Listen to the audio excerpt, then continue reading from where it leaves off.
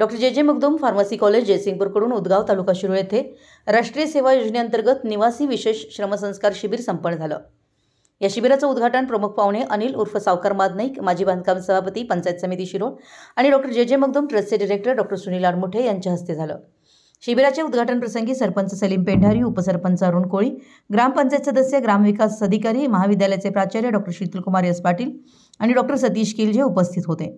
शिबिरादरम्यान जलसंवर्धन, वृक्षारोपण, मोफत आरोग्य तपासणी शिबिर, स्वच्छता मोहीम, टाकाऊपासून टिकाऊ उपक्रम, स्त्री शक्ती व व्यवस्थापनावर व्याख्यानं असे अनेक उपक्रम राबवले गेले।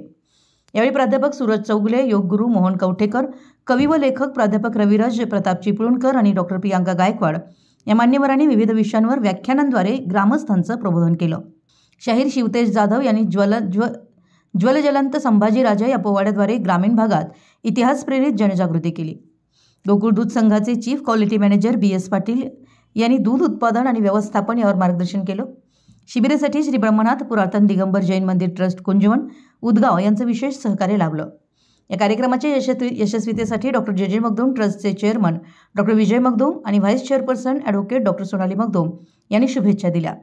प्राचार्य डॉक्टर शीतलकुमार एस पाटील यांच्या मार्गदर्शनाखाली राष्ट्रीय सेवा योजना अधिकारी प्राध्यापक प्रनिल तोरसकर, प्राध्यापक सुमन होळीकरी व राष्ट्रीय सेवा योजना विद्यार्थी प्रतिनिधी कुमार सात्विक चव्हाण यांनी शिबिराचं उत्कृष्ट नियोजन केलं।